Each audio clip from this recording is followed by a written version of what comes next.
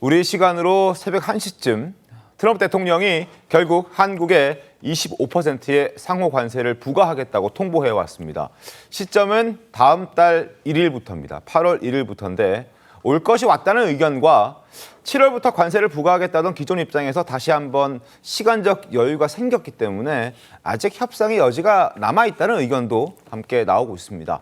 위성락 안보실장은 귀국하고요. 이재명 대통령은 김종인 전 국민의힘 비대위원장을 특사로 미국에 보내기로 했는데 과연 미국과의 관세 협상은 어떻게 될까요? 백악관 대변인 목소리부터 들어보겠습니다. Deals, as you see, we have these beautiful letters that the president has signed. This one is to the president of the Republic of Korea. Another letter to the prime minister of Japan as well. Both countries will be receiving a 25% tariff rate effective on August 1st. 아름다운 서한이라고 했는데 정말 아름다운 서한이 맞습니까? 지난 4월 펭귄만 사는 섬에도 관세를 부과하겠다고 밝혔던 당시에 한국에 25% 부과하겠다고 했었는데 실제로 25%를 다음 달 1일, 8월 1일부터 부과하겠다라고 발표했습니다. 그러면서도 25%는 아직 부족한 수치다라고 지적했습니다. 또한 한국이 관세를 덩달아 인상한다면 그만큼 한국이 관세를 인상한 만큼 미국도 관세를 더 부과하겠다는 어떤 경고성의 내용도 이 서한, 본인들이 얘기하는 아름다운 서한에는 담겨 있습니다. 김성태 의원님, 네. 어떤 서한으로 보십니까? 세상에 뭐 저렇게 갑질하는 서한을 아름다운 서한이라고 그러니까 미국 트럼프 대통령이나 뭐 네. 백악관 대변인 둘 다 뭐 똑같은 분들인데 뭐 올 게 온 거죠. 네. 그러니까 지금부터가 제대로 된 대한민국 정부의 협상력입니다.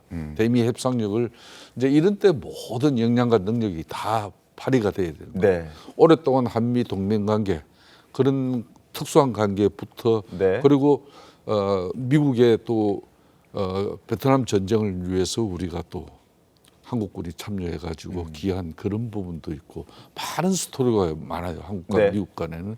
또는 미국 입장에서는 니네들 뭐 전쟁에 폐허가 된 국가를 갖다가 우리 미국이 당신네들을 이렇게 세워주지 않았냐. 그럼요. 이게 있어요. 네. 특히 미국의 공화당 정권 같은 경우는 그게 심한데 그러면서도 또 한국에 대한 이해도가 높은 게 또 공화당 정권이에요. 그렇다면은 지금 이제 2018년 당시도 그때 문재인 정권 시절인데 그때 여야 대표들이 네. 그때 저도 여야 대표 간에 자동차 7강 그때 관세 문제 때문에 여야 간에 같이 가서 네. 미국 정가의 사람들 모두 만나면서 그 미국 상무부 결국 이해시켜가지고 그 유예를 받았어요. 네.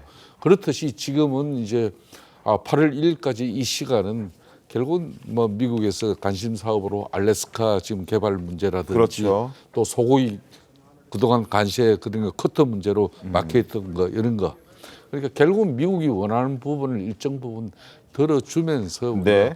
큰 틀에서의 관세는 좀 조정해 나가는 그런 슬기로움과 지혜로움을 보여야 될 겁니다. 결국에는 다음 달 1일부터 적용되기 때문에 시간적 여유가 좀 있다. 그 전에 어떻게든 양국이 협상을 할 수 있을 것이다라는 뭐 전망도 좀 해주셨습니다. 성채훈 부위원장께서 어떻게 보셨습니까? 원래 첫 번째 관세 전쟁 선포하셨을 때가 7월 9일 내일부터니까 맞습니다. 그러니까 8월 네. 1일까지로 사실상 협상이 좀 연장된 거라고 볼 수 있죠. 근데 그렇다고 해서 뭐 아름다운 서한으로 볼 수는 없는 것 아름다운 같습니다. 서한이다. 그러니까 그 동네에서 좀 싸움 잘하는 분이 힘 센 분이 이렇게 누구 이렇게 괴롭히다가 네. 이제 경찰이 지나가서 뭐 하는 거야 그러면 우리 아름다운 사이입니다. 대화하고 약간 거의 있었습니다. 그냥 얘기하고 있었던 겁니다. 약간 그런 느낌으로 좀 보여지긴 합니다만 그런데 어떻게 하겠습니까? 지금 뭐 국제 정치의 현실, 패권국가 미국의 뭐 위치 이런 것들을 우리가 부정할 수는 없는 부분이고 네. 김성태 의원께서 말씀하신 것처럼 우리가 뭐 내줄 건 내주더라도 우리가 어떻게 영리하게 협상을 할지가 남은 기간 우리에게 주어진 과제라고 보고요. 그리고 지금 아름다운 그 서한을 받았다는 국가들 중에서 네. 뭐 이게 뭐 불행 중 다행이라고 해야 될지 수치가 가장 낮은 편에 속합니다. 다행히 다른 나라들은 더 높은 수치를 지금 받은 거기 때문에 지금 이 수치를 관철하겠다는 미국의 의지로 보기보다는 그래도 미국은 한국을 우호적인 국가로 분류하고 있고 한국은 그래도 협상을 좀 해보겠다는 저는 의지로 해석이 됩니다. 그래서 네. 너네들 8월 1일부터 무조건 25%야 그렇게 보기보다는 네. 지금 원래 내일부터지만 너네 지금까지 해온 걸로 봤을 때 상당히 협조적으로 협상을 잘 해왔으니 8월 1일까지 한번 잘 협상을 마무리해보자라는 전 시그널로 읽히기 때문에 네. 남은 기간 저희가 잘 좀 대응을 해서 좀 최대한 우리나라 기업들에게 피해가 안 가는 결과가 이어지길 바랍니다. 양열 변호사님, 아름다운 서한이라기보다는 뭐 협박 서한이 될 수도 있고 갑질 서한이 될 수도 있는데 8월 1일까지 시간이 좀 있다는 것은 미국이 우리가 원하는 방향대로 해주기보다는 미국이 원하는 방향대로 가져가기 위한 어떤 협상의 시간을 확보한 것이다. 이렇게 볼 수도 있지 않을까요? 맞습니다. 사실 협박 서한인 동시에 어떻게 보면은 처음에 얘기했던 7월보다는 다소 뒤로 늦춰진 상황이잖아요. 네. 이 시간 동안에 더 이제 추가 협상을 할 수 있는 그런 여지를 실제로 이제 남겨둔 게 뭐 이를테면은 양국 간에 지금 미국이 요구하는 제조업 협력 부분이 있습니다. 그러니까 미국에서 공장 만들어서 물건 만들면은 그만큼 또 깎아주겠다. 네. 그런 카드도 있을 수가 있고 또 소고기 수입 제한 같은 지금 뭐 비관세 장벽이라든지 그리고 플랫폼 기업에 대한 규제 뭐 이런 네. 거 풀어줘라 이런 것들도 이제 계속 이제 그 안팎으로 요구를 하고 있기 때문에 이런 카드를 우리가 뭐 잘 활용을 하면은 오히려 더 25%보다 조금 더 그리고 좀 완화된 결과를 얻을 수 있는 또 우리가 가질 수 있는 카드가 뭐가 있냐면은 조선업 카드 조선업이 있죠. 미국 같은 경우에 지금 조선업 붐이 굉장히 좀 시급한 상황이거든요. 여러 가지 그 중국과의 경쟁 과정에서 네. 미국의 어떤 그 조선 산업 비율이 줄어들고 있어서 안보 위협이라든지 그런 부분들이 있기 때문에 우리 K조선의 힘을 이런 협상에서 좀 발휘할 여지가 있지 않을까 싶습니다. 알겠습니다. 위성락 안보실장이 미국에 가서 아마 오늘 내일 중에 이제 귀국을 하게 될 겁니다. 그 다음에 8월 1일까지 또 협상을 또 누군가는 하러 가야겠죠. 그 선수로 갈 사람이 김종인 전 국민의힘 비대위원장이라는 얘기가 나왔습니다. 미국 특사로 이재명 대통령이 보내겠다고 하는데요.